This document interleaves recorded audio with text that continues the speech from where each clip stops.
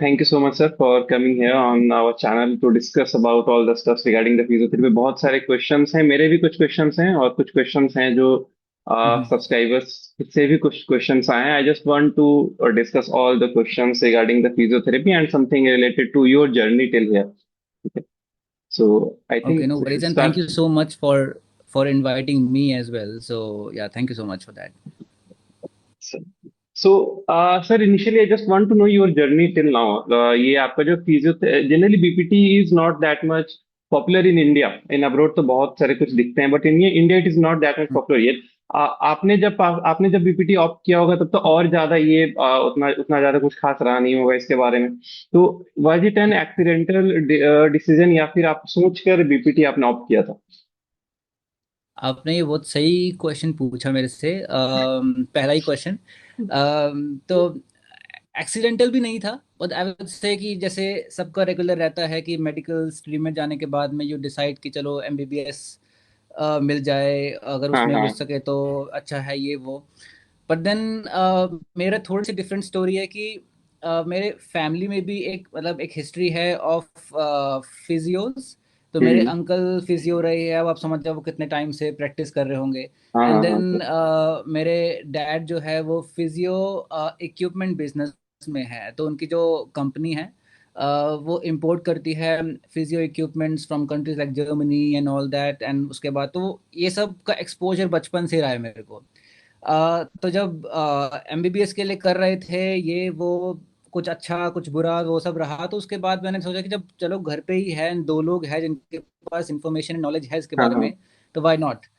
हाँ. तो yes. That was one of the biggest तो that was one of the biggest reasons कि मैंने कहा चलो ठीक है, let's go for it, because anyway कुछ जस्ट लाइक एनीवन एल्स कुछ समझ नहीं आ रहा था कि उस टाइम पे कि क्या करना चाहिए एंड इसका स्कोप क्या है। एंड ऑनेस्टली स्पीकिंग इतना आइडिया भी नहीं था कि काउंसिल है कि नहीं, या फिर पे कितनी है, तो बस चले गए उसमें। बट देन आप तो sir which I feel like which turn आपने तो आउट वेरी वेल। काउंसिल आपने तो काउंसिल और इसके बारे में भी सोचा. मैंने जब ऑप्ट किया तो मुझे बीपीटी का फुल फॉर्म भी नहीं पता था कि बीपीटी होता क्या है. After coming to the college I hmm. Get to know about the physiotherapy field and then I love the profession. जी, आई थिंक काफी सब लोगों का ऐसा ही स्टोरी रही है कि पहले पता नहीं है कि क्या है, या हाँ जैसे आप हाँ. बोल रहे हो कि उसका फुल फॉर्म भी नहीं पता था एंड वो सब। बट देन आई थिंक ये जर्नी पूरी करने के बाद में 4.5 ईयर का या 5 ईयर का आप जो कर रहे हैं, उसके बाद में सब काफी मतलब खुश है in terms of the knowledge that they gain. Job salary वगैरह वो सब थोड़ा सा वो ठीक है, वो अलग स्टोरी है, लेकिन उसके अलावा अगर आप पूरी जर्नी की बात करें तो आई थिंक काफ़ी सेटिस्फाइंग है in terms of the knowledge that we gain, चाहे वो एनाटॉमी की नॉलेज हो या बाकी सब चीज़ों की नॉलेज हो, तो वो काफ़ी अच्छा रहता है काफ़ी लोगों के लिए। बस ऑब्वियसली.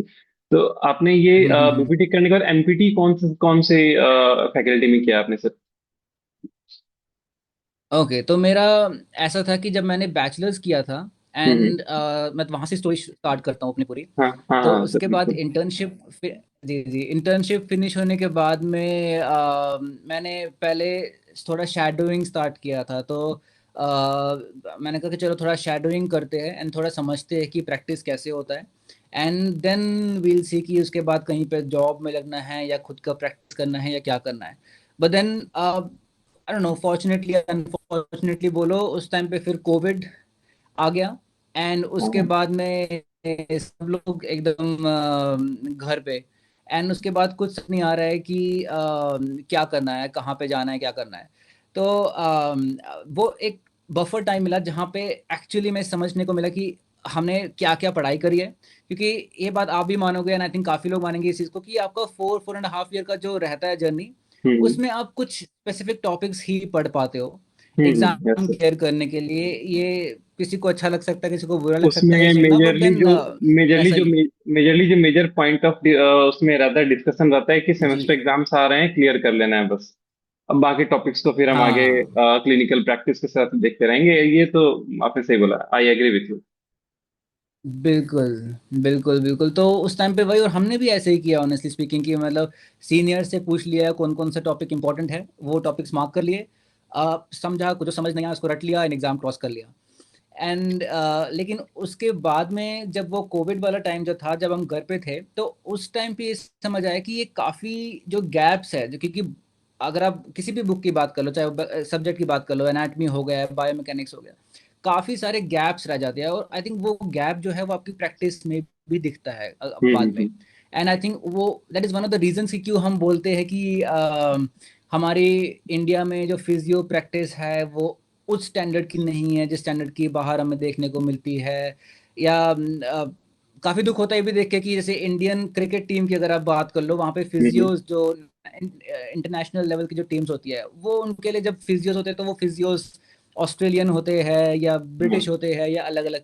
तो वो चीज़ है। तो ये इसकी वजह से, बिकॉज वो गैप्स आई थिंक स्टार्ट वहाँ से ही होता है, एंड उसकी वजह से हमारा जो लूप होल है, एंड उसकी वजह से हम वो स्टैंडर्ड्स मीट नहीं कर पाते जो इंटरनेशनल लेवल पे चाहिए। तो वो चीज़ देखते हुए फिर मैंने कहा चलो ठीक है, let's start right from anatomy. एक एक टॉपिक को कवर करते हैं एंड देखते हैं कि कितना लेवल अप कर सकते हैं अपने आप को। तो वो पूरा वो टाइम लगाया स्टडी करने में, and luckily I came across these exams. तो ऐसा कोई प्लान नहीं था मेरा मास्टर्स, जैसे आपने मास्टर्स के लिए पूछा कि हाँ। मास्टर्स हाँ। कहाँ हाँ। से किया, तो उससे मैं यहाँ हाँ। से स्टार्ट कर रहा था। तो उसके बाद मास्टर्स के लिए जो एंट्रेंस एग्जाम्स होते हैं इसके बारे में पता चला। तो कोई प्लान नहीं था मास्टर्स करने का, बट द प्लान वाज कि चलो अपनी नॉलेज को टेस्ट कर लेते हैं हम्म। कि कितना आता है कितना नहीं आता है, एंड वो सब। एंड जब उसके बाद किया तो लकीली काफ़ी जगहों पे निकल गया। आई थिंक उसमें one of the biggest reason ये भी था कि मेरा कोई श्योर शॉट ऐसे प्लान नहीं था कि मुझे मास्टर्स करने ही जाना है या मास्टर्स करके निकलना है। तो वो स्ट्रेस नहीं था, बस अपने आप को टेस्ट करने के हम्म। लिए मैं एग्ज़ाम के लिए गया। एंड किसी किसी जगह पे आई थिंक आईपीयू में मेरा निकल गया था, तो मुझे याद भी नहीं कहाँ कहाँ निकला था। उसके बाद जामिया में एक जगह निकला था, एंड दो तीन जगह पे और। तो उसके बाद में जामिया में जामिया मिलिया इस्लामिया जो है, वहाँ पे hmm. I started my masters. But the अच्छा। थिंग इज कि कुछ टाइम के बाद में I dropped out because of hmm. Certain other reasons. तो मैंने वहाँ पे मास्टर्स पूरा नहीं किया। आई थिंक ये काफ़ी लोगों को आइडिया नहीं है। मैं काफ़ी लोगों को ये आई थिंक आइडिया है कि मैंने जामिया से मास्टर्स किया है, बट देन मैंने मास्टर्स पूरा नहीं किया, वहाँ से मैंने ड्रॉप आउट कर लिया था। अब आप उसका रीज़न अगर आप जानना चाहोगे तो उसके पीछे एक और कहानी है, तो आई थिंक ये तो चलता रहेगा। हाँ। हाँ। हाँ, तो मतलब वो चीज़ था। अगर अगर ये चीज़ हुई कि मतलब मास्टर्स मेरा स्टार्ट हुआ, उनका एजुकेशन काफ़ी अच्छा है, वो काफ़ी अच्छा पढ़ा रहे थे। But the hmm. Thing is कि मेरा one of the major reasons था कि सारी क्लासेस ऑनलाइन हो रही थी, तो आपको ऑफलाइन एक्सपोजर उतना नहीं मिल रहा था हाँ। कोविड के टाइम पे। एंड दूसरा मेरा रीज़न था कि मुझे और भी कुछ एक्सप्लोर करने का मन था, एंड मुझे लग रहा था कि मेरे 2 साल सिर्फ उसी में ना निकल जाए। तो that hmm. Like these were one of the reasons. And meanwhile मैंने यूट्यूब पे वीडियोस भी बनानी स्टार्ट करी, जिस पे लकीली अच्छा रिस्पांस आया। एंड हाँ। इसकी वजह से मुझे लगा कि मुझे शायद क्लासेस भी स्टार्ट करनी चाहिए, क्योंकि जो मुझे फील हुआ कि जो लूप होल्स है मे बी काफ़ी सारे स्टूडेंट्स फेस कर रहे हो, एंड उसको मैं उस हम्म। चीज़ में हेल्प कर पाऊँ। तो उस चीज़ के लिए भी मैंने वो स्टार्ट किया, एंड वो जब थोड़ा अच्छा चलना शुरू हुआ एंड थोड़ा सा बूम होना शुरू हो गया, तो देन आई डिसाइडेड कि चलो ठीक है, एक जगह पे ही फोकस करते हैं एंड यहाँ से निकल जाते हैं, क्योंकि दोनों जगह पे एक टाइम पे फोकस नहीं हो पा रहा था। हाँ। तो हाँ। That was one of the biggest reasons कि why I left my masters from there. Hmm. But then eventually I move to this country, उसकी भी अपनी एक जर्नी है। मैं यूके आ गया, यहाँ पे मैंने मास्टर्स किया। But then that masters was not in physiotherapy, that was in health care management. तो अच्छा। मेरे पास ऑप्शंस ऑप्शंस दोनों थे, फिजियोथेरेपी में भी मास्टर्स करने का एंड हेल्थ केयर मैनेजमेंट में। तो मैंने कहा चलो थोड़ा सा एक्सपीरियंस ले लेते हैं मैनेजमेंट साइड का भी, एंड मे बी कभी हम्म। फ्यूचर में वो काम आ जाए हेल्थ केयर में। तो कुछ इस तरह से कुछ रहा पूरा। इस जर्नी में आपको सर ये लेक्चर्स वगैरह लेने का कहाँ से आइडिया आया? मतलब आपने यूट्यूब पर जो पढ़ाना शुरू किया, लेक्चर्स वगैरह लेना शुरू किया, वेबिनार्स वगैरह लेना शुरू किया आपने। बायोमेकेनिक्स का लेक्चर मैंने हम्म बहुत देखा है आपका, खासकर स्पाइन हम्म स्पाइन कॉम्प्लेक्स का जो बायोमेकेनिक्स वगैरह था, उसके लेक्चर्स देखे हैं। तो इसका जी। सर, इसका ये इंस्पिरेशन कहाँ से आया था आपके पास? क्योंकि मैंने भी अल्टीमेटली आपको देखा था, उसके बाद मैं भी 2018 लगभग 2016 से, मैं जब 12th में था तब से मैं यूट्यूब पर कुछ कुछ वीडियोस बनाता था, मेडिसिन मेडिकल कुछ बीमारी है, ये सबको हम्म एक्सप्लेन करते हुए। बट यहाँ पर मैं जब सेकेंड ईयर में था, आपका वीडियोस में देखता था, उसके बाद से फिर मैंने भी हम्म स्टार्ट किया था लेक्चर्स करना वगैरह स्टार्ट अपलोड किया। करना।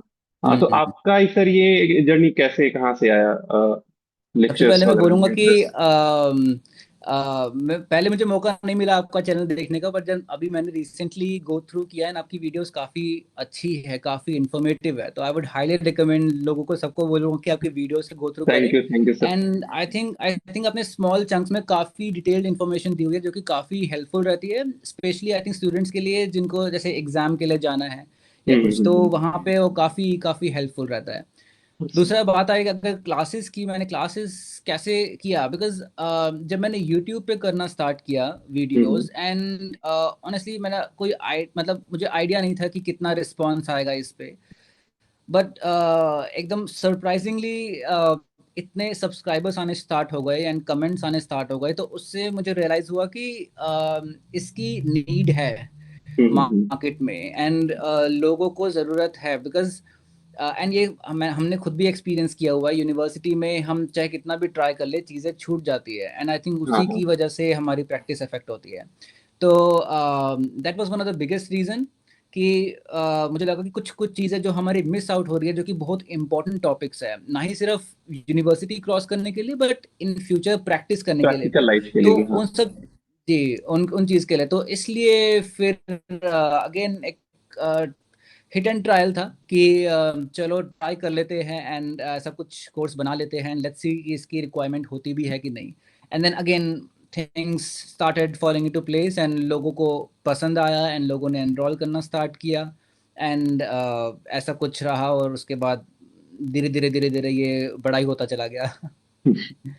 हाँ सर, तो अभी आप यूके में हो आप इतने टाइम से आपने इंडिया में भी प्रैक्टिसेस वगैरह देखे हैं, यूनिवर्सिटीज में क्लिनिकल प्रैक्टिस वगैरह देखा आपने, वहां भी देखा। Sir ji basic difference sir ji. आपको क्या लगता है इंडिया के क्लिनिकल प्रैक्टिस में as a physiotherapist and as compare to the UK and other hmm, abroad countries जहाँ पे फिजियोथेरेपी का प्रैक्टिस उस टाइप से है? हाँ, इन terms of practice, first of all I would से, अगर हम टेक्स्ट बुक नॉलेज की बात करें, हम्म। मुझे लगता नहीं कोई भी कंट्री मैच कर पाएगी हमारे level of text book knowledge को, बिकॉज हमारी हम्म। कंट्री में text book information, text book knowledge के ऊपर बहुत ज़्यादा फोकस है, हाँ। जिसका ऑनेस्टली बोलूँ मुझे बहुत हेल्प हुआ एंड हेल्प हो रहा है अभी भी। जब हम पेशेंट एजुकेशन कर रहे होते हैं, तो काफ़ी जो जैसे यहाँ पे तो मल्टी कल्चरल पेशेंट्स आते हैं, काफ़ी ब्रिटिश है, नाइजीरियंस है, एशियंस है, जापानीज, हम्म। चाइनीज, काफ़ी लोग आते हैं।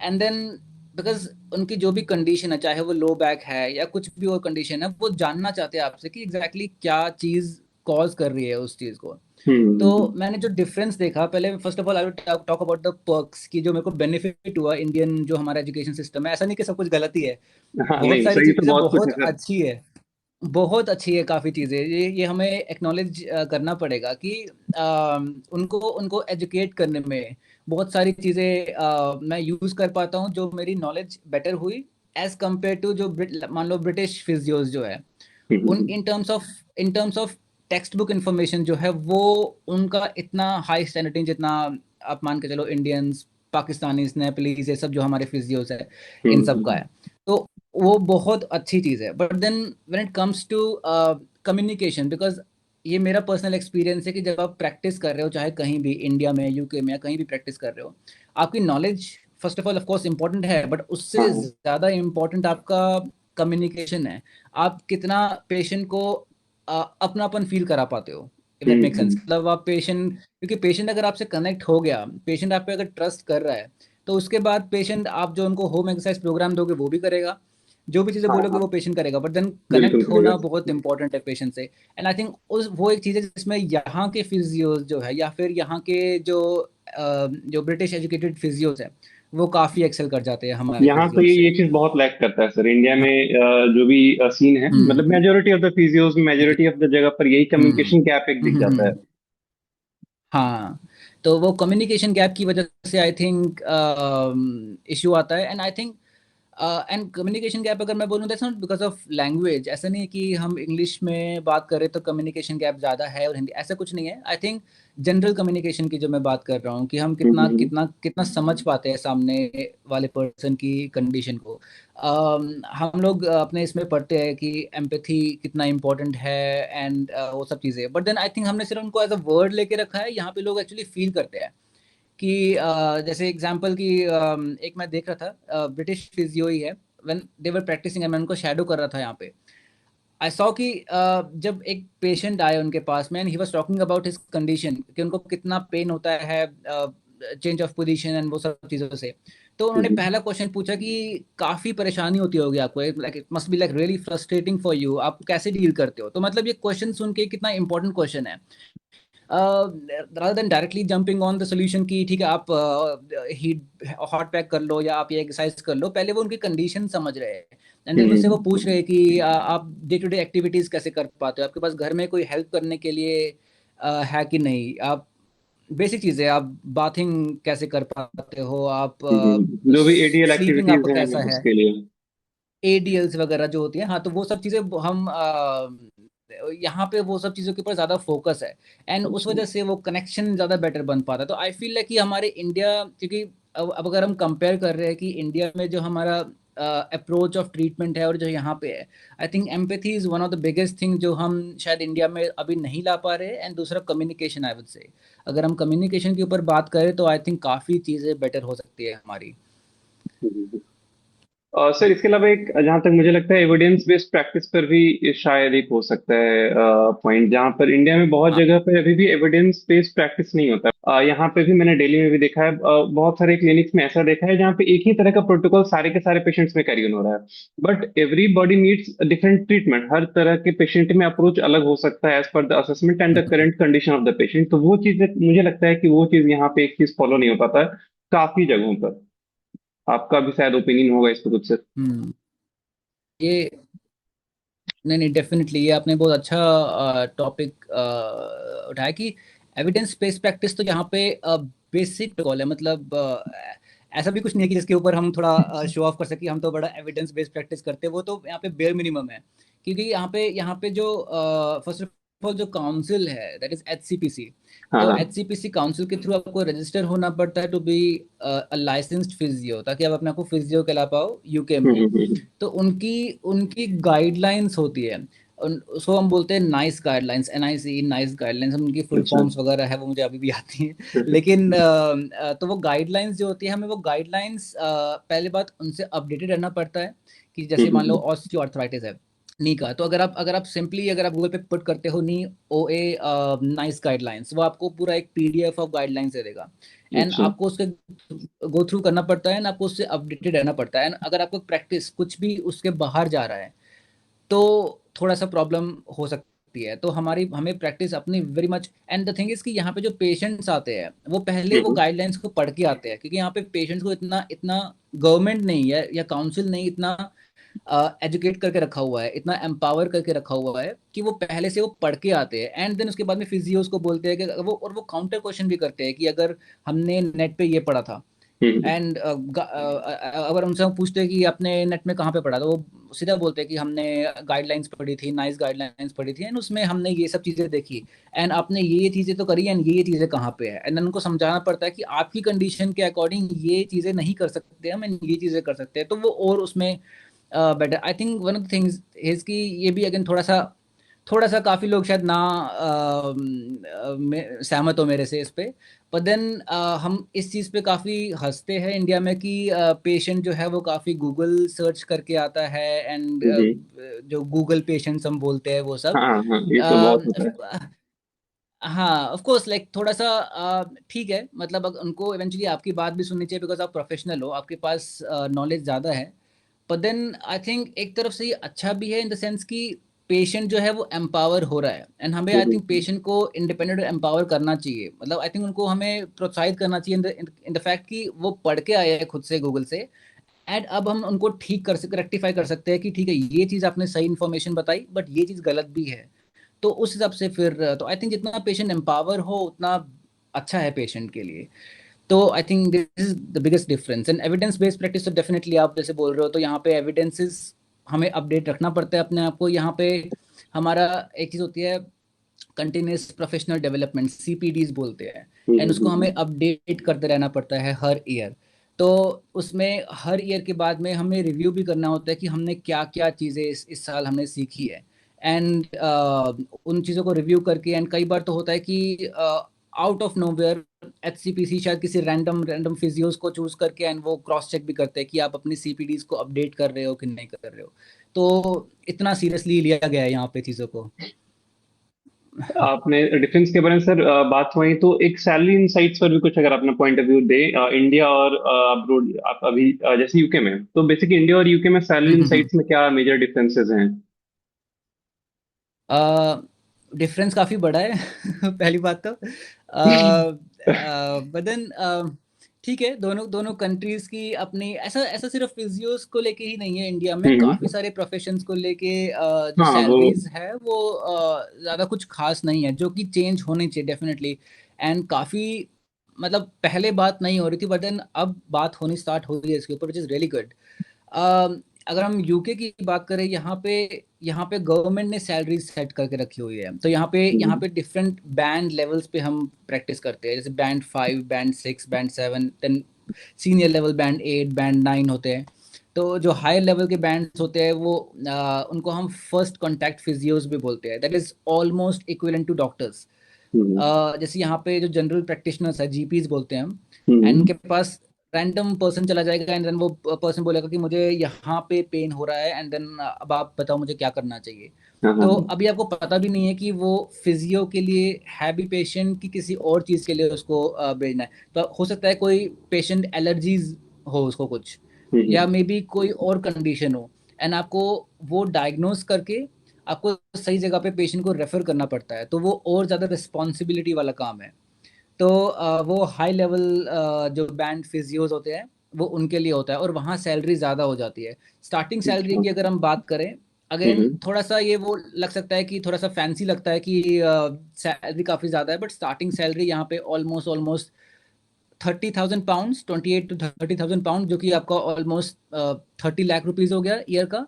जो हम्म। यहाँ पे स्टार्टिंग सैलरी है, मतलब बैंड 5 से हम स्टार्ट करते हैं। अच्छा अच्छा। But at the same time अगर हम यहाँ पे एक्सपेंसेस की बात करें, तो यहाँ पे एक्सपेंसेस भी काफ़ी ज़्यादा है। तो आपका ये मान के चलो कि यहाँ पे एकोमोडेशन हो गया, एंड आपका खाना पीना रहना, वो सब चीज़ें, तो उन सब में आपकी ऑलमोस्ट आधी सैलरी तो चली जाती है।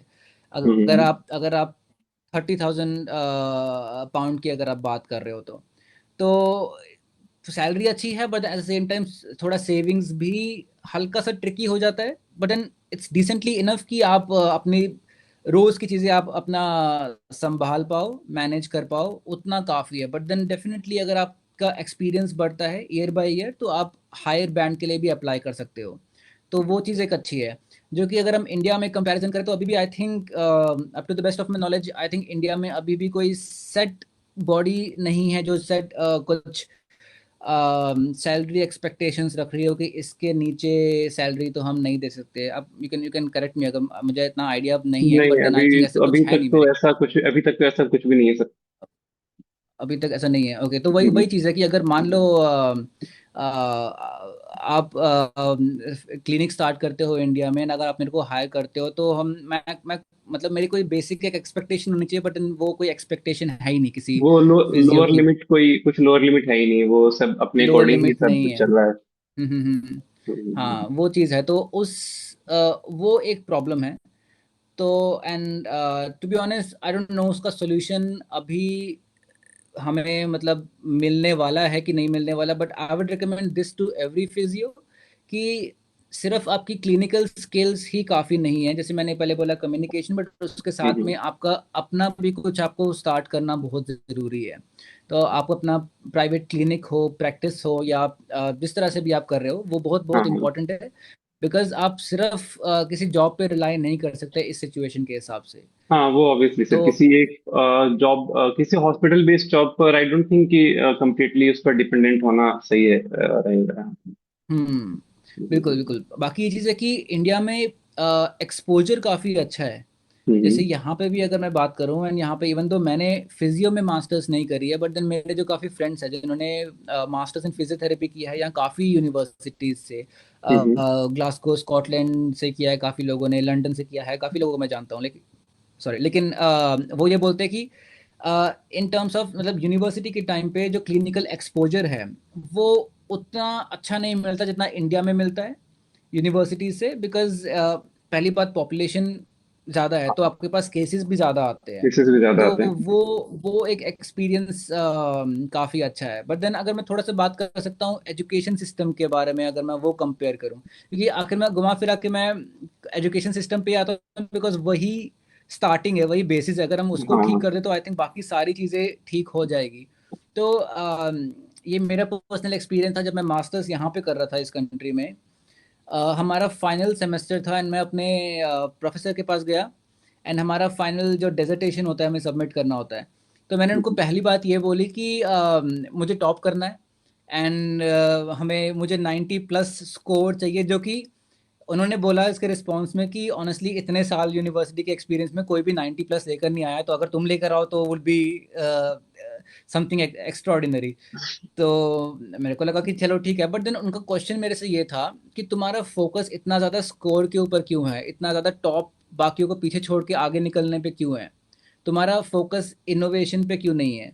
एंड देन जो हमारे डिसर्टेशन के टॉपिक्स होते थे जिसके ऊपर हम डिसर्टेशन बनाते हैं, तो जितने भी स्टूडेंट्स हैं अलग अलग कंट्रीज से, लाइक साउथ एशियन कंट्रीज को छोड़ के बाकी, तो उनके टॉपिक्स बड़े ही इनोवेटिव होते थे। तो उनको कोई डर नहीं है कि हम यार फेल हो जाएंगे तो क्या होगा। वो आउट ऑफ द वे जाके टॉपिक्स नए कर रहे हैं, उसके ऊपर रिसर्च वर्क भी कर रहे हैं। बट देन मैं एंड मेरे जैसे जो अपने जो देसी स्टूडेंट्स इनको बोलेंगे, उनका हाँ। उनका था कि जो हम last year tried and tested कोई टॉपिक होगा हम वही उठा के कर लेंगे, to be on a safer side. हम कुछ इनोवेशन की बात नहीं करेंगे, नई चीज़ों की बात नहीं करेंगे। And then I figure out कि आई थिंक जितना ज़्यादा इनोवेटिव आप होना उतना बेटर स्कोर आपको मिलेगा यहाँ की यूनिवर्सिटीज़ में, rather than just copy pasting the whole thing जो कि पहले से होता हुआ आ रहा है। ये तो ये चीज तो, एक बड़ा हाँ, डिफरेंस मेरे को लगा। ये चीज तो यहाँ के सभी के डीएनए में हम्म। बसा हुआ है सर। ये चीज चेंज कर पाना it is next to impossible for everyone. हाँ हाँ, वो चीज है। एंड देन इंडिया में मतलब काफी ट्राई किया, मतलब आप किसी से ट्राई करो बात करने का, कुछ इनोवेटिव मेथड्स ऑफ ट्रीटमेंट या दूसरी कंट्रीज में जो ट्रीटमेंट चल रहा है उसको इम्प्लीमेंट करने का, या और भी बहुत सारी चीजें हैं। एक एक चीज के ऊपर बात करना स्टार्ट करें तो आई थिंक बहुत मुझे लग नहीं रहा था इतनी लंबी बात होगी हमारी। बट आई थिंक ये तो सिर्फ स्टार्टिंग की हम बात कर रहे हैं, बहुत सारी चीजों के बारे में हम हाँ। बात कर सकते हैं। तो बट देन लोग आई थिंक आपको रोक देते हैं, जो आपके सुपरवाइजर्स है, सीनियर्स है। एंड आई थिंक कहीं ना कहीं वो भी थोड़ा सा सेफर चलना चाहते हैं, maybe because of that I think. But hmm. Then yeah it is what it is, I don't know उसका सोल्यूशन क्या है, कहाँ से। आई थिंक जो न्यूअर जनरेशन ऑफ फिजियोस है, आई थिंक उन वो कर सकते हैं कुछ कुछ नया लेकर आ रहे हैं एंड सेम चीज़ को कॉपी पेस्ट ही नहीं कर रहे हैं। तो आई थिंक हाँ, चीज़ें बेटर होनी चाहिए आई थिंक फ्यूचर में। ऑब्वियसली सर, और इनोवेशन के नाम पे भी तो हम्म। यहाँ पर बहुत कुछ चल रहा है जो कि जिसका कुछ एविडेंस भी नहीं है, जिसका कुछ लॉजिक भी नहीं है, फिर भी वो चीज घिसा पिटा चलता आ रहा है। हमेशा ही देखने को मिल बिल्कुल। जाता है। वो आप भी सोशल मीडिया पर हैं, आपको भी सब कुछ दिखता ही होगा। क्या ही इनोवेशन चल हम्म। रहा है। बट सर, वर्कशॉप्स वगैरह का कल्चर के बारे में अगर आप कुछ बताएं कि वर्कशॉप, जैसे इंडिया में वर्कशॉप कल्चर काफी ज्यादा है। मतलब कि मतलब इलॉजिकल चीजों पर वर्कशॉप हो रहा है। जो चीज हमने ऑलरेडी पढ़ रखा है, या फिर जो चीज सिलेबस में कवर हम्म। हो जाना चाहिए था, उस पर वर्कशॉप्स हो रहे हैं। या फिर कुछ ऐसे ओके। टेक्निक्स पे वर्कशॉप हो रहे हैं जिसका कोई लॉजिक ही नहीं है। कल ही मैंने एक देखा था, किसी का पैम्पलेट था and it was like cupping hmm. Therapy in constipation. I was like कि कॉन्स्टिपेशन में कपिंग थेरेपी का क्या यूज होगा? It is completely illogical. और उसका वर्कशॉप हो रहा है। इस वर्कशॉप कल्चर पे आपका क्या ओपिनियन है? ये देखो, वर्कशॉप वर्कशॉप अगर वर्कशॉप इस कंट्रीज में भी होते हैं, पर देन अगर हम्म। वर्कशॉप आपका आपके जो कोर स्ट्रेंथ है उसको एलिवेट करने के लिए, या कुछ नहीं तो हम्म। अगर आपकी जो, क्योंकि आपने जो 4.5 या 5 इयर्स में जो पढ़ा है अपने बैचलर्स में या मास्टर्स में, उसको ब्रशअप करते रहना बहुत इंपॉर्टेंट है। तो उन हम्म। स्किल्स को या उस नॉलेज को ब्रशअप अगर करने के लिए जो आपकी कोर स्ट्रेंथ है उसके लिए अगर हो रहा है तो आई थिंक कोई प्रॉब्लम नहीं है। पर देन जैसे आप बता रहे हो कॉन्स्टिपेशन, हमारे पास कोई पेशेंट अगर आता है जो बोलता है कॉन्स्टिपेशन की बात, तो हम पहली बात उनको बोलते हैं कि आपको जनरल प्रैक्टिशनर को देखना जरूरी है, बिकॉज वो आपको बेस्ट पॉसिबल सोल्यूशन बता पाएंगे, हमारे पास हाँ नहीं है हाँ। उसका सोल्यूशन। जो बेस्ट मैं आपको बोल सकता हूँ, थोड़ा पानी ज्यादा पी लो, थोड़ा फिजिकल एक्टिविटी, अगेन मैं फिजिकल वो एक्टिविटी की बात कर सकता हूँ। लाइफस्टाइल मॉडिफिकेशन के अलावा लाइफस्टाइल, कुछ नहीं कर सकते। हाँ बिल्कुल, तो वो चीज़ है। एंड दूसरी चीज़ ये है कि हमको ये समझना पड़ेगा, not just for the physios but then हर प्रोफेशन का एक स्ट्रॉन्ग पॉइंट है एंड एक वीक पॉइंट भी है। अगर हम सर्जन्स की बात करें, ठीक है, वो सर्जरी से काफ़ी चीज़ों को ठीक कर सकते हैं, बट देन हम्म, सब कुछ ठीक नहीं कर सकते हैं नहीं कर सर्जन्स। सकते हैं। ऐसे हमें भी समझना पड़ेगा कि हम लोग काफ़ी चीज़ों को ठीक कर सकते हैं या एटलीस्ट बेटर कर सकते हैं, बट देन सब चीज़ों के ऊपर हम, तो वो आई थिंक ईगो प्रैक्टिस जो है ना कि आप आ जाओ, आपको हम ठीक कर देंगे, आप टेंशन मत लो। एक आई थिंक मुझे सबसे बड़ी प्रॉब्लम है ये वर्ड गारंटी से। Medical practitioners guarantee word use कर रहे हैं आजकल तो।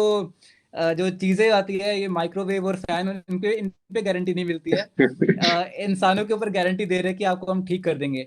तो आई थिंक वो थोड़ा सा गलत है। यहाँ पे जैसे मेरे पास जो पेशेंट्स आते हैं, मेरा सबसे पहली चीज आती है, जैसे अगर आपके पास ऑस्टियो आर्थराइटिस का पेशेंट है, हिप ओए है, नी ओए है, एंड एक्सरे बता रहा है कि वो हाई ग्रेड आर्थराइटिक चेंजेस है, तो अब उनको ये नहीं बोल सकते हो आप ये आपका फॉल्स एक्सपेक्टेशन सेट करना हो गया कि आपको मैं ठीक कर दूंगा। एंड देन यहाँ पे प्रॉब्लम और बड़ी भी हो सकती है, यहाँ पे आपको बड़ा बच के चलना पड़ता है। तो यहाँ पे आपको उनको एग्जैक्टली बताना पड़ता है कि ऑनेस्टली स्पीकिंग आपकी कंडीशन जो है वो जो बोन चेंज है, जो बोन डिजनरेशन है, उसको हम रिवर्स नहीं कर सकते। नहीं कर एंड सकते, दुनिया में कोई भी शक्ति इसको रिवर्स नहीं कर रिवर्स नहीं सकती है। कर सकती। एंड वो का हाँ, रिवर्स नहीं कर सकते हैं, हम बस इसको मैनेज कर सकते हैं। हम आपको, जैसे आपने बताया, लाइफस्टाइल मॉडिफिकेशन बता सकते हैं आपको। कोई ऑर्थोटिक डिवाइस यूज करने की जरूरत है कि नहीं है वो बता सकते हैं। स्टेयर क्लाइंबिंग बता सकते हैं, मसल स्ट्रेंथनिंग बता सकते हैं। आप थोड़ा सा ज्यादा स्ट्रोंगर फील करो वॉक करने के टाइम पे।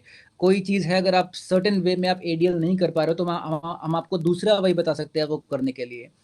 तो अगेन द वर्ड मैनेजमेंट, मैं उनको ये बोलता हूँ कि देखो हम यहाँ पे मैनेज करने के लिए बैठे हैं, आपको ट्रीट करने के लिए नहीं बैठे हैं।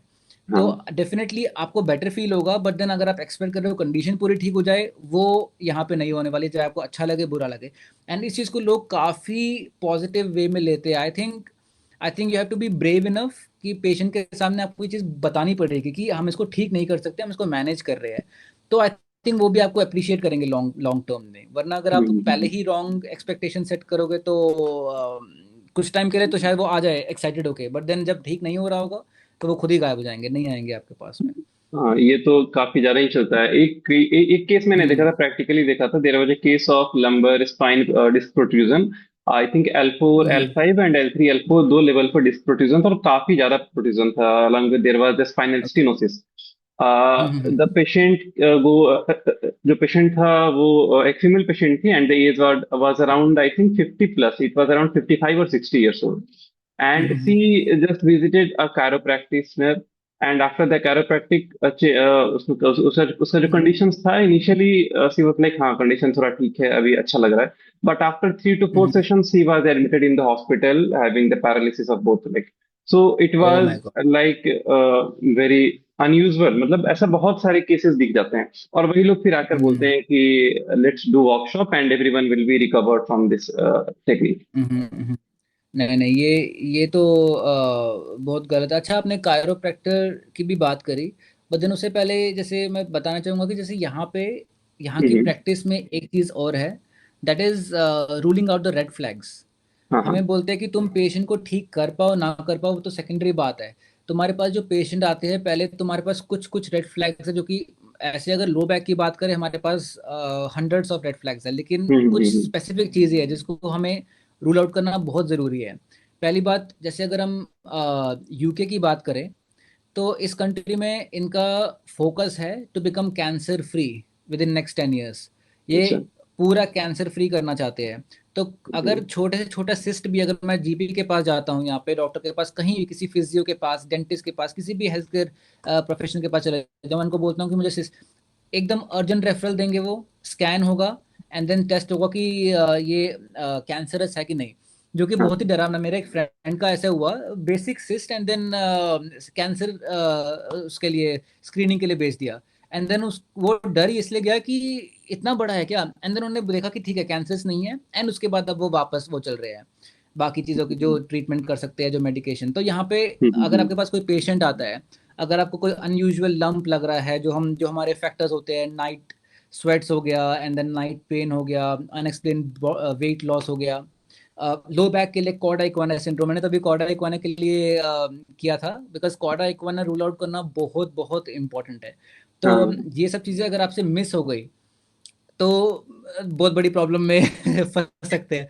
तो ये सब चीजें तो यहाँ पे मैं बोल रहा हूँ कि प्रैक्टिस बहुत अच्छी है, बट एट द सेम एक रिस्पॉन्सिबिलिटी भी है जो कि डेफिनेटली होनी हम्म। भी चाहिए, तभी आप फिजियो कहलाओगे, राइट? तो सर्जन अगर है तो सर्जन की एक रिस्पॉन्सिबिलिटी है, अगर वो नहीं वो कर रहा है तो वो उसके लायक नहीं है वो person. Same goes for the physio as well. हाँ हाँ तो हाँ। ये सब चीज़ें बहुत इंपॉर्टेंट है। और अगर कायरोप्रैक्टर की आप बात कर रहे हो एंड उनके पास गए हैं, आई डोंट नो कि वो कितने सर्टिफाइड थे, कितने नहीं थे, क्या चीज़ रूल आउट करी, क्या चीज़ रूल आउट नहीं करी, but then eventually I would say could be controversial, but then chiropractor जो है वो एविडेंस बेस्ड प्रैक्टिस नहीं है, टू बी ऑनेस्ट। नहीं है, it is not controversial sir, it is logical statement जो आपने बोला अभी। मतलब इसका एक देयर इज हाँ नॉट अ सिंगल रिसर्च हाँ। एनीवेयर जहां पर कैरोप्रैक्टिक जो कैरोप्रैक्टिक है उस पर किसी भी तरह का कोई रिसर्च पब्लिश नहीं है, कोई एविडेंस नहीं है, but still it's going on. Hmm हाँ, कायरोप्रैक्टिस का मोस्टली जो हम पेन गेट थ्योरी जो हम पढ़ते हैं, कहीं पे कोई सेंसेशन है एंड देन कोई एक्सटर्नल स्टिमुलस, नहीं आपने कहीं पे बेंच पे कहीं पे आपने मार दिया एंड देन आप उस पर रब कर रहे हो, आपको बेटर फील होता है। हाँ हाँ सेम हाँ। चीज कायरोप्रैक्टिस स्टफ भी करता है। मतलब वो पेन गेट थ्योरी थोड़ा सा देर के लिए आपको मसल रिलैक्स फील होगा, पेन बेटर फील होगा, बट देन अगेन वो वापस आने वाला है अनलेस हम रूट कॉज के ऊपर काम करते हैं, नहीं करते हैं तब तक ने ऐसे। और ऐसा नहीं है, कायरोप्रैक्टिस इंडिया में यहाँ पे भी एक बहुत बड़ी प्रॉब्लम है। कायरोप्रैक्टर्स यहाँ पे भी काम कर रहे हैं और काफ़ी पेशेंट्स आते हैं, वो बोलते हैं कि अब इसके बाद मैं कायरोप्रैक्टर के पास जाने वाला हूँ। एंड देन इवन वो काफ़ी कायरोप्रैक्टर्स ये भी बोलते हैं सीवियर स्कोलियोसिस, एंड वो बोलते हैं कि हम हम्म। देंगे। मैं उनको बोलता हूँ कि ठीक है, अगर अगर अगर ना आपने कर दिया तो आप मेरी डिग्री ले लेना, मेरा लाइसेंस ले लेना, अगर आपने ये स्कोलियोसिस ठीक कर दिया। इवन सर्जरी ठीक नहीं कर पा रही है और आप उनको उससे ठीक कर पा रहे हो, विच इज़ वेरी वियर्ड। ऐसे ऐसे कंडीशंस को ठीक कर रहे हैं सर जो कि प्रैक्टिकली पॉसिबल भी नहीं है किसी भी मेडिकल फर्टिलिटी के लिए कि उसको रिकवर कर पाना, उसको ठीक कर पाना। आपने जो स्कोलियोसिस के बारे में बात किया, there is a case of congenital scoliosis and the chiropractor was just fixing it something like this so that the spine can be a perfect alignment। मैं भी दो मिनट के लिए शॉक रह गया कि ये हाँ। प्रैक्टिकली कैसे possible. In fact CTE the case of CTE भी was hmm treating by the chiropractors। CP का केस जहां पर एडक्टर टिनोटोमी हो रखा है, still there is scissoring type of gait hmm and वहां पर हिप जॉइंट पर कुछ किया जा रहा है ताकि उसको मैनेज किया जा सके, and these all are just हाँ। इलॉजिकल, जहां तक लगता है मुझे। मतलब वही चीज़ है कि चलो वो जो कर रहे हैं वो तो कर रहे हैं, बट देन कितनी लाइव्स वो खराब कर रहे हैं, उसका तो हम्म। कोई आई थिंक डॉक्यूमेंटेशन भी नहीं है। एंड दे आर कितने charging and they are charging hmm like anything. मतलब यहाँ पर they are charging 10,000 per session for a session of 2 minute. 10,000? Right sir, they are charging around 5 to 10,000 per session just for the chiro. मैं आपको honestly honestly बताऊं, even if you go for private physios इस country में, uh, एक सेशन का 50 to 70 pound होगा maximum. Maximum कोई अगर लैविश चलेगा तो 100 पाउंड, जो कि अगर 10,000 पड़ता है, मतलब 5,000 to 7,000 मोस्टली, एंड देन 10,000 अगर किसी लैविश उसमें जाते हो तो आई डोंट नो इतना चार्ज कर रहे हैं, इतना लोग कहाँ से पैसा ला रहे हैं ये इस चीज़ के लिए, विच इज़ वेरी वियर्ड। तो बहुत बहुत वियर्ड है ये चीज़। एंड देन वही जैसे मैं बता रहा था, जैसे आप सीटीवी की बात कर रहे हो, अगर वो स्टार्टिंग फेज में है, अगर वो जस्ट मतलब बिकॉज इट्स कंजेनाइटल कंडीशन, तो हम्म। अगर इनिशियल फेज में है तो डेफिनेटली हमें बेस्ट पॉसिबल ट्रीटमेंट के लिए उनको भेजना पड़ेगा। बिल्कुल। जस्ट आप कायरोप्रैक्टिस स्टफ से कर रहे हो तो आप तो पहले मॉल प्रैक्टिस कर रहे हो एंड देन आप कंडीशन भी खराब कर रहे हो लाइफ टाइम के लिए उस पर्सन को। तो ये तो बहुत बिल्कुल। बिल्कुल बेकार है। तो लाइक इट्स पाप है ये, मतलब ऑनेस्टली मैं बोलूंगा, लाइक हमारे प्रोफेशन को लेके भी और सब कुछ लेके तो like this is nothing could be more wrong than this, to be honest. Obviously sir, ऐसा सर ट्रीटमेंट देखकर कभी कभी वो सिर्फ डाउट हो जाता है कि ये व्हाट इज गोइंग ऑन। हाँ। हाँ। खैर हम्म इसके अलावा सर कुछ क्वेश्चंस हैं, लगभग 40 मिनट हो चुके हैं इसी डिस्कशन में। कुछ क्वेश्चंस हैं जो हाँ हाँ, कि कोई बात नहीं। आए हुए हैं। हाँ। उसमें से सर हाँ हाँ। वो क्वेश्चंस मैं जस्ट चाहता हूँ कि आप फटाक से उसके आंसर दे दो। पहला क्वेश्चन एक पूछा था, अलका श्रीवास्तव एक हैं हमारे फॉलोअर, उन्होंने पूछा था कि should we choose BPT over MBBS. उन्होंने इस साल नीट का पेपर दिया है। She has okay. given NEET this year, and she is confused basically between MBBS and BPT. So her question is, should we choose BPT over MBBS in India? Okay. I feel like it's like choosing चाय या coffee, दोनों अलग चीजें हैं। कोई answer नहीं है इसका कि both आपको। the treatment approaches, everything is different in both the fields. हाँ हाँ बिल्कुल, अगर आपको चाय पसंद है तो चाय पियो, कॉफी पसंद है तो कॉफी पियो। It's like that. तो दोनों का अगेन, जैसे आप बोल रहे हो कि दोनों का ट्रीटमेंट पूरा जो स्कोप है वो बिल्कुल ही हाँ हाँ, अलग अलग है। बिल्कुल नहीं अलग है। जो एमबीबीएस डॉक्टर्स है वो, मतलब उनको घुसना नहीं चाहिए, बट देन वो कुछ नहीं कर सकते when it comes to exercising and all that. And मैंने ऑब्वियसली। देखा है जितने भी ऑर्थोपेडिशियंस है, वो इंडिया में जब वो लिख के देते हैं कि I don't know cat and cow and bridging and ये सब चीज़ें, मतलब ही नहीं है, मतलब पेशेंट को उससे ठीक हो जाए, उसकी कंडीशन ही कहीं और से आ रही है। हम उसका बायोमैकेनिक एग्जामिनेशन करते हैं, प्रॉब्लम फुट में है, और कैट एंड काउ से वो कैसे ठीक हो जाएगा? ठीक है, थोड़ा मोबिलाइज हो जाए, थोड़ा बेटर फील करेगा, बट देन फिर तो योगा करने को बोल दो, वो भी ठीक ही है। तो हाँ तो लेकिन जब हाँ। तक हम रूल आउट ना करें कि कौन सी मसल वीक है, कौन सी टाइट है, किसके ऊपर काम करना चाहिए, किसके ऊपर क्या करना चाहिए, तो तब तक हम वो नहीं। तो अगेन वो हमारा काम है, but at the same time जो काम ऑर्थोपेडिशियंस का है या फिर एमबीबीएस में जाने के बाद में, तो वो, तो अगेन इट्स एंटायरली डिफरेंट। अब देन उनको हम्म। ये चीज चेक करनी पड़ेगी कि उनका पैशन किस चीज में है।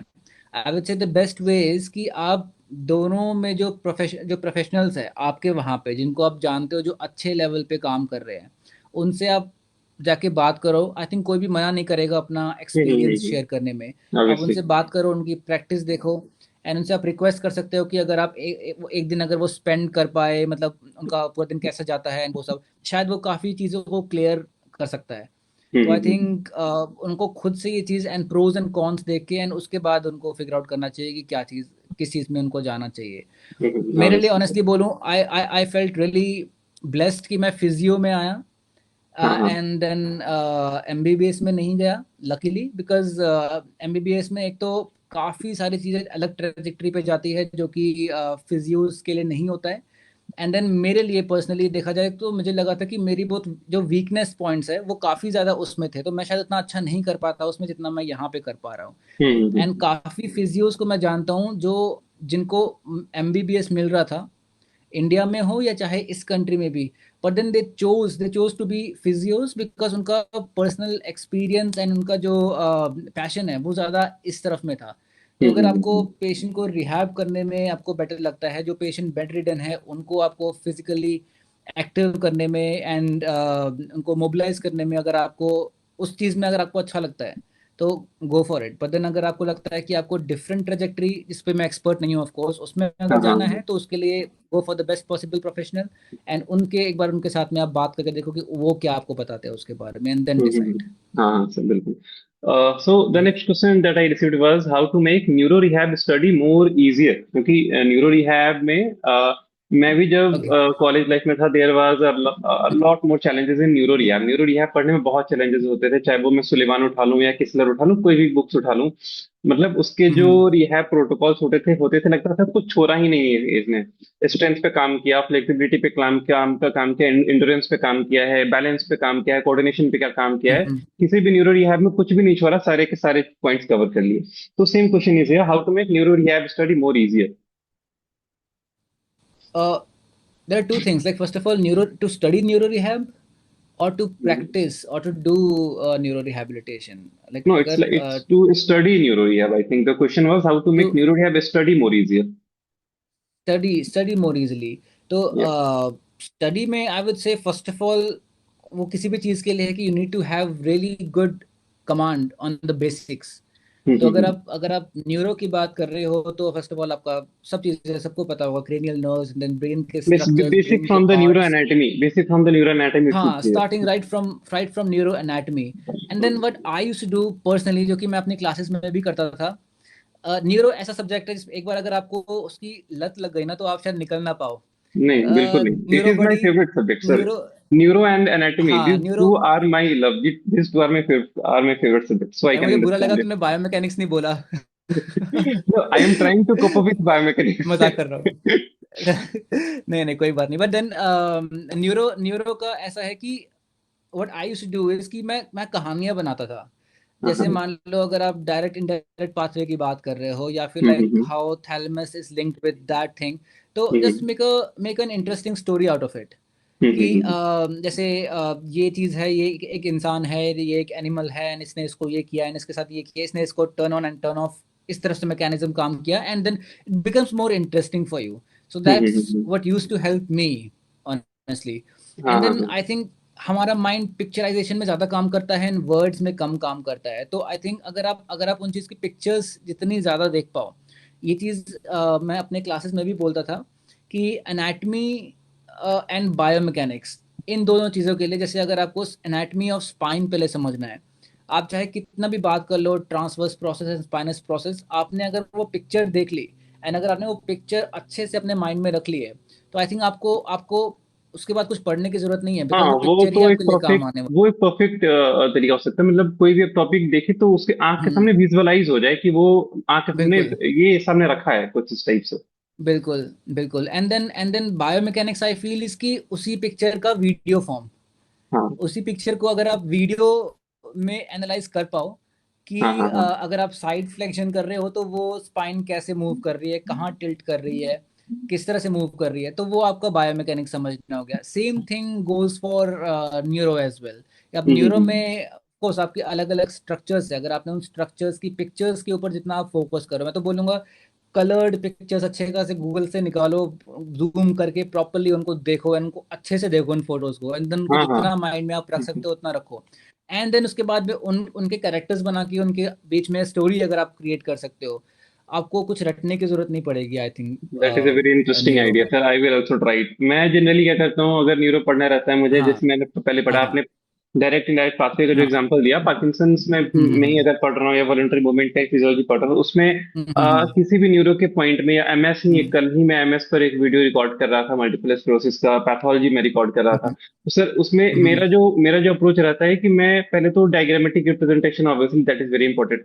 जब तक डायग्रामेटिक हम्म। रिप्रेजेंटेशन ना देखें तब तक वो दिमाग में नहीं घुसता है। डायग्रामेटिक नहीं होगा, हाँ। रिप्रेजेंटेशन देखने के बाद उसका मैं एक फ्लो चार्ट तैयार करता हूँ, rather than the whole story का पूरा हम्म कहानी जो बुक में हम्म लिखा रहा है उसको एक शॉर्ट में एक फ्लो चार्ट की तरह तैयार करता हूँ। जैसा हमने हम्म। ट्वेल्थ में पढ़ा था, ये साइकिल्स वगैरह पढ़ा था, हाँ, क्रेब साइकिल्स हाँ और क्रेब साइकिल्स टीसीए वगैरह, ये हाँ हाँ टीसी हाँ, साइकिल, वो ये सब सब। बिल्कुल उसी टाइप हाँ से एक हाँ, फ्लो चार्ट मैं बनाता हूँ। That is the perfect way for me.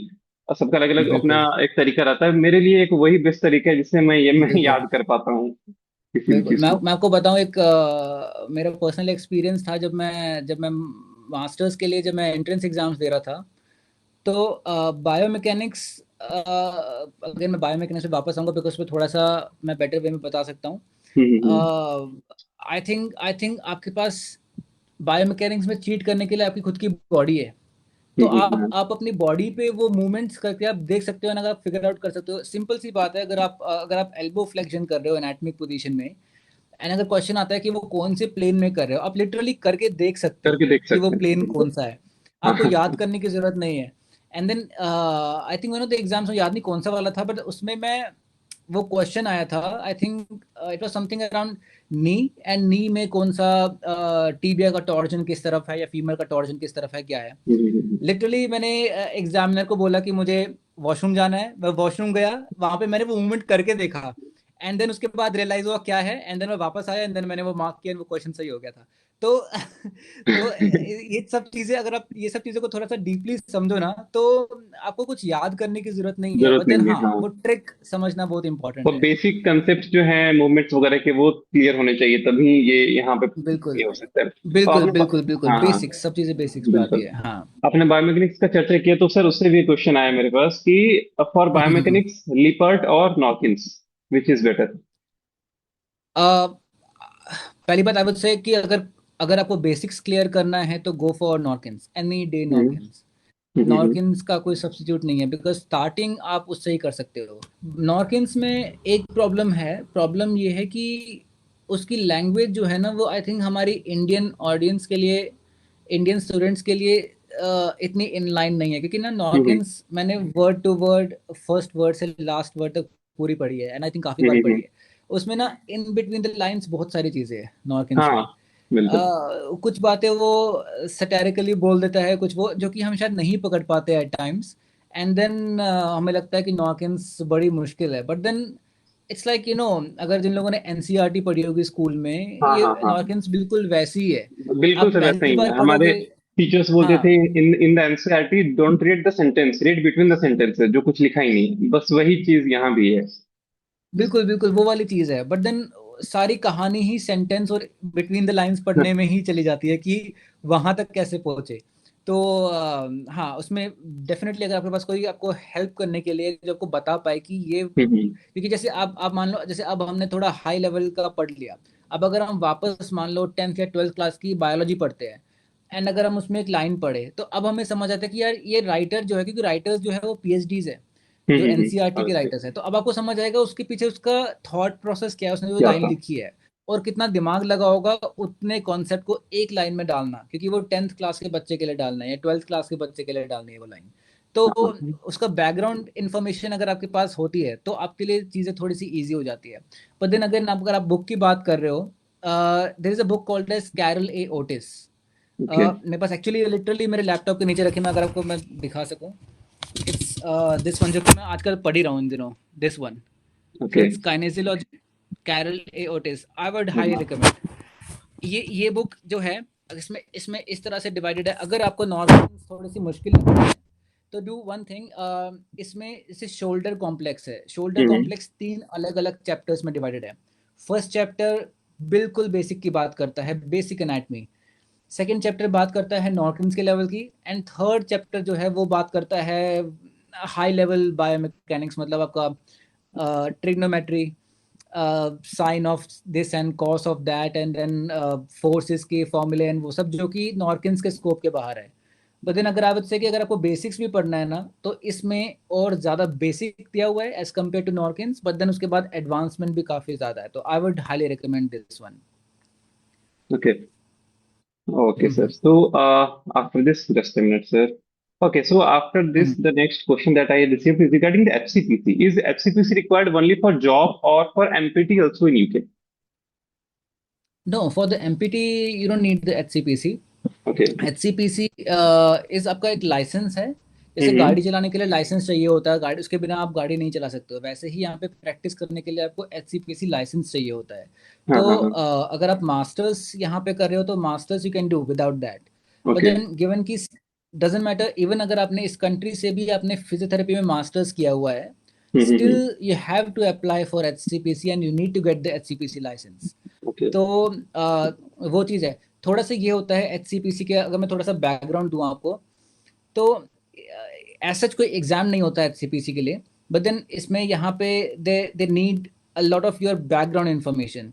जैसे आपने हम्म, इंडिया में, अगर आप इंडिया से आते हो तो आपने इंडिया में कहाँ पे प्रैक्टिस किया, आपका प्रैक्टिस स्कोप कितना था, वो आपसे केस स्टडीज पूछते हैं कि आपने क्या क्या केसेस देखे और आपने क्या क्या अप्रोचेस अप्लाई करे थे वो केसेस देखने के लिए। एंड इसके ओके बेसिस पे वो डिसाइड करते हैं कि whether you are right candidate for this thing और नॉट। ओके। इसमें थोड़ा सा मेरे मेरे केस में क्या हुआ कि मैंने कुछ ज़्यादा ही इंफॉर्मेशन दे दिया जितनी शायद ज़रूरत थी नहीं।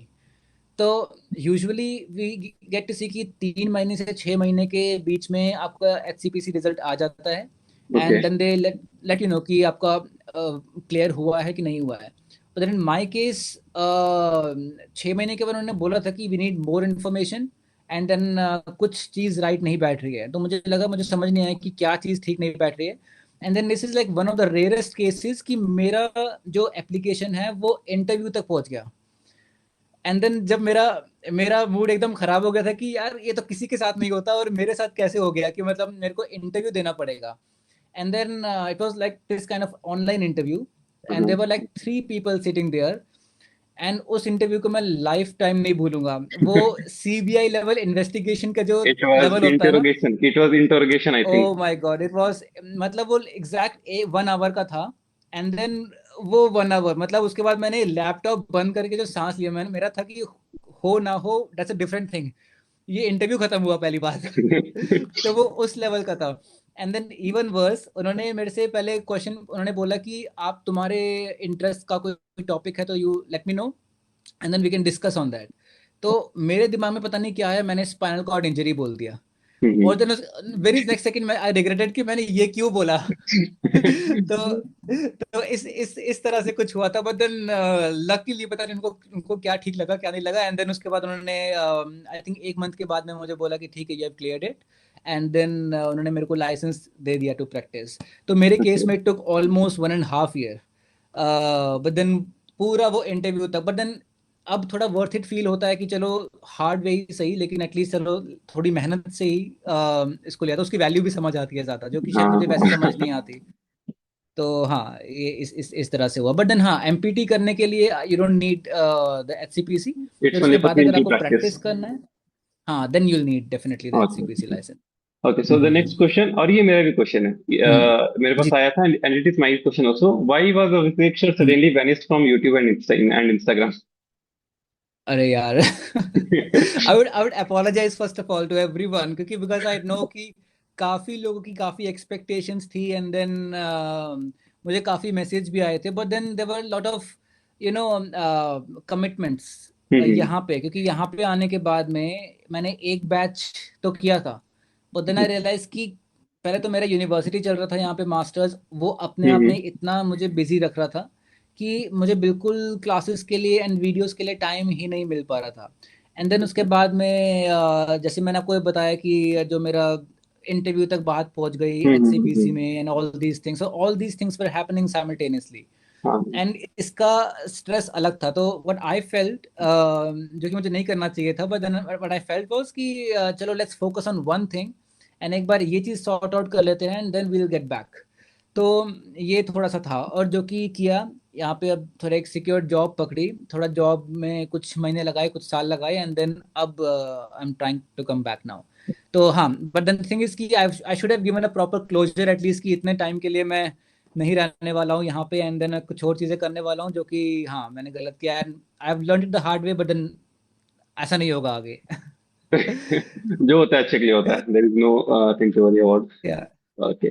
So, sir, the next and the last question that I have received is, sir, when textbook protocols don't work, then how do you customize your protocol as per the patient? Okay, उसमें it's a very good question जिसने भी पूछा है, it's like really nice Mhm. Question. First of all, textbook protocol जो है, that is like a like a basis, like a blueprint. कि Mhm. जैसे अगर मैं आपको इसका एनालॉजी बताऊं गाड़ी चलाने से, तो गाड़ी में आपको यू शुड नो कि गियर किस तरह से पुट करना है, क्लच एक्सीलरेटर कैसे करना है, वो तो बेसिक है। बट हाँ, देन हाँ। एक बार आप गाड़ी रोड पे लेके जाते हो, अब हर दिन हर सिचुएशन अलग है, आपको सेम सिचुएशन रोज नहीं मिलने वाला है। तो वो आप उस Obviously. टाइम पे इंस्टेंटेनियस जो आपको सिचुएशन मिलती है उस तरह से आप डील करते हो।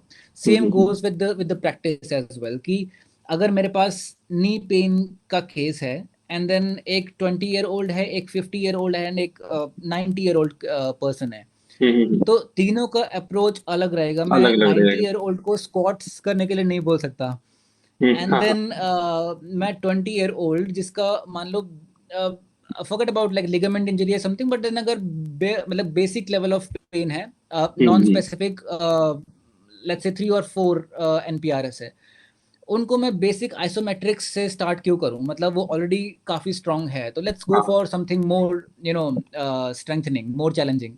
तो ये अप्रोच, इसमें बहुत सारी चीजें आपको लेकर आनी पड़ती है। फर्स्ट ऑफ ऑल तो age of the factor, the second thing is कि उनकी एक्सपेक्टेशंस क्या है। अगर एक पर्सन है जो कि फुटबॉलर है ना, वो मैच में जाना चाहता है, उसका मैच है अगले महीने, तो उनका अप्रोच मुझे उस तरह से ही रखना पड़ेगा, मुझे उनकी एजिलिटी पे काम करना पड़ेगा, उनके बैलेंस पे काम करना पड़ेगा।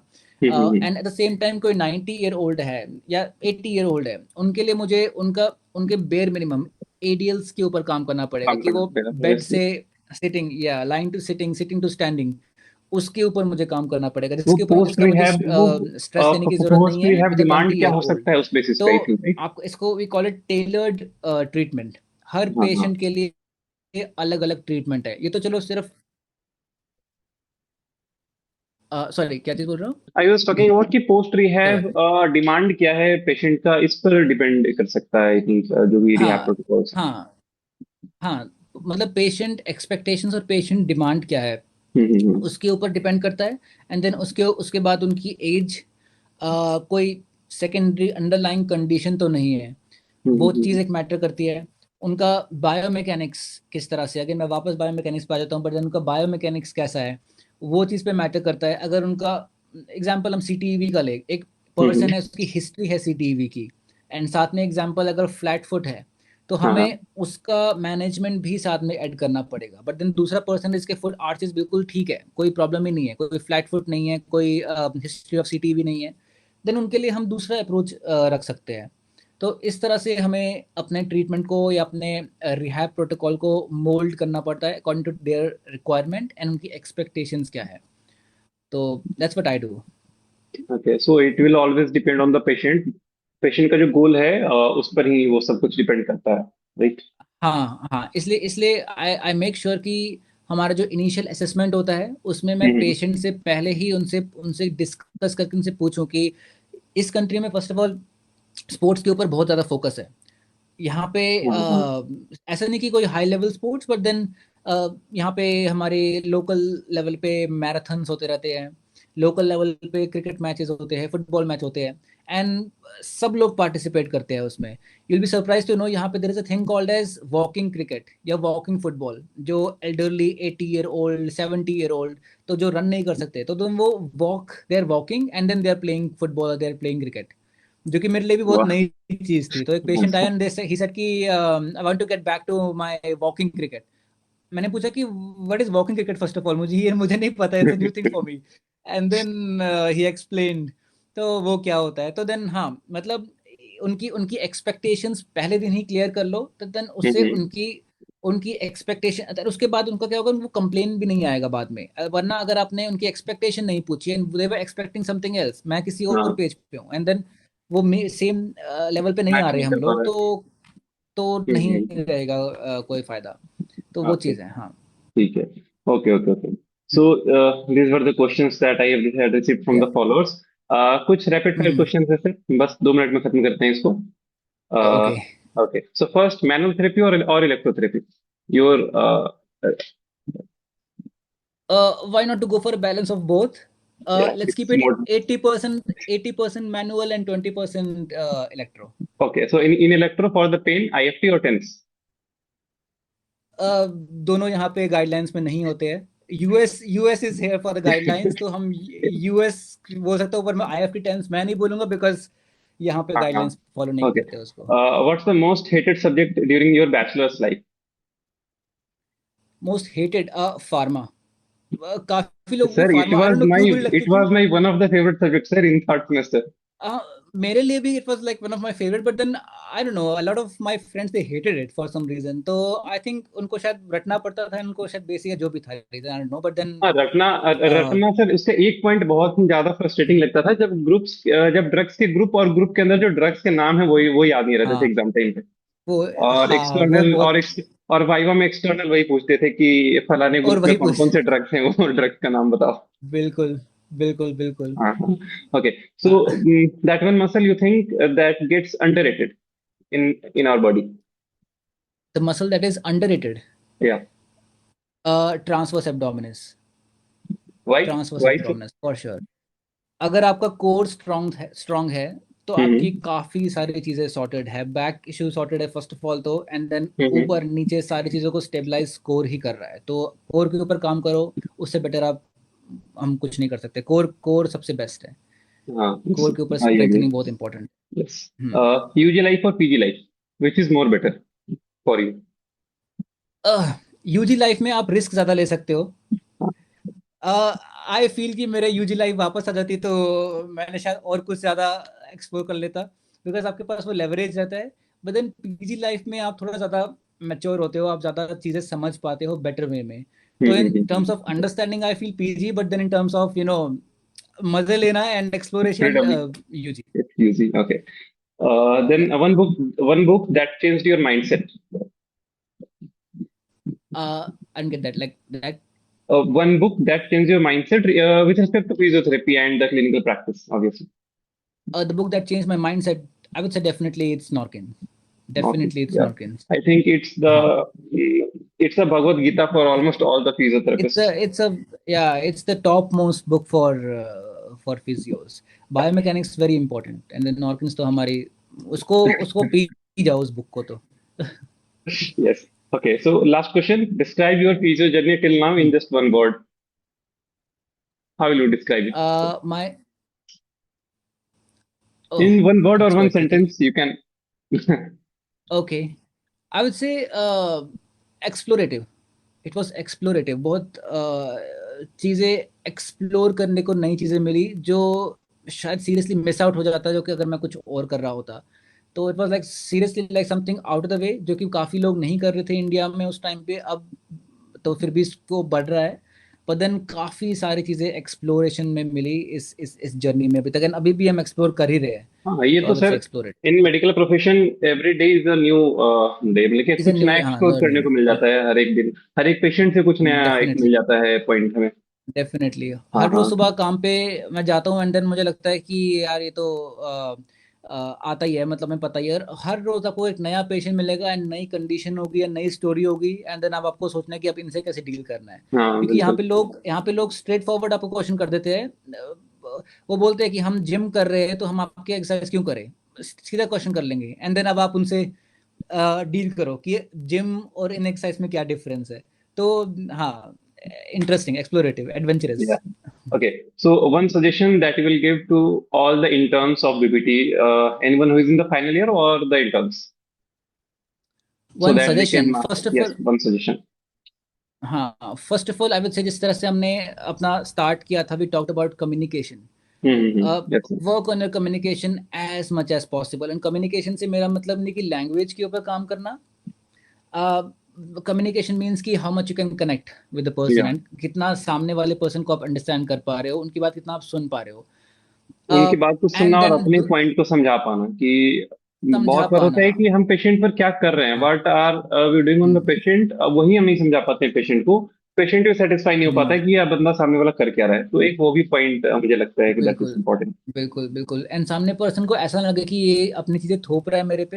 हम्म। उसको लगना चाहिए कि हाँ, ये मेरे बेनिफिट के लिए है, एंड उनका ट्रस्ट एक्चुअली में आपके ऊपर बिल्डअप होना चाहिए। Yes and sir. दूसरी चीज अगर मैं बोलना चाहूँ, that is just filling those knowledge gaps जो हमारे हम्म। बैचलर्स में रह जाते हैं। अगर उनको हम फिल कर पाए तो आई थिंक काफ़ी हम आगे निकल पाएंगे। बिकॉज जैसे मैं बोल रहा हूँ कि इन टर्म्स ऑफ बुकिश नॉलेज हम लोग काफ़ी बेटर है बाहर की फिजियो से भी, अगर मैं बोलूँ तो। अगर हमने हम्म। कम्युनिकेशन के ऊपर काम कर लिया, और अगर, तो आई थिंक हम बहुत बेटर कर पाएंगे बाकी लोगों से, बाकी कंट्रीज से। Yes sir, obviously. Okay. So hmm. That was all the questions and खत्म करते हैं सर, लगभग 1 घंटा से ज्यादा हो चुका है आई हाँ, थिंक। हाँ, हाँ। मैं बहुत बातें करता हूँ। वो लगा सर, मैं भी करता हूँ बहुत दिनों बाद ऐसे किसी से कनेक्ट हुआ हूँ जिस जहाँ पे इस ढंग से बातचीत हुई है। And I am extremely hmm. Thank you for this talk of around 1 and 1.5 hours। No worries, and मुझे भी बहुत अच्छा लगा ऐसे बात करके। रोज पेशेंट से तो बात करते रहते हैं, बट फिजियोज के बीच में इतनी बात नहीं हो पाती है, तो जो कि आज, और एक्चुअली में मुझे बहुत एकदम ऐसा लगा ही नहीं कि पॉडकास्ट चल रहा है। जस्ट फेल्ट लाइक कि हम रेगुलर बात कर रहे हैं, चीजें डिस्कस कर रहे हैं। इसलिए मैंने ये स्टार्ट किया था सर, लगभग 5-6 महीने पहले ये सीरीज स्टार्ट किया था हम्म। मैंने। So I just wanted to interact with the physios nationwide, और जहाँ भी अलग अलग हैं। तो वो मैंने सोचा कि जब मैं इंटरेक्शन कर रहा हूँ तो उसी को रिकॉर्ड करके मैं क्यों ना डाल दूँ, ताकि और भी जो फिजियोज हैं उनको भी हेल्प हो। तो इसलिए मैंने ये स्टार्ट भी किया था, hmm. So that I can नहीं। Interact with the physios and take the experiences from there learnings.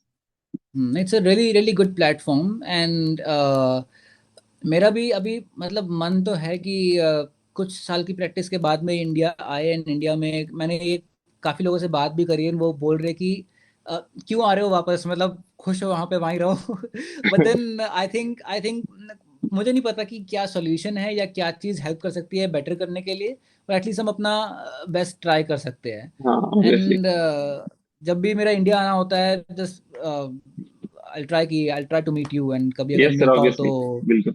ऐसे डिस्कशंस और कर पाएंगे हम। हाँ हाँ सर, बिल्कुल। ओके। जी। And it okay was sir. Very nice talking to you. Thank you, sir. And thank you once या, again for coming here and discussing so much stuff and answering all these questions. That's alright, that's fine. I wish you all the best. हाँ। Okay. Thank you, sir. Let's end it. या, sure.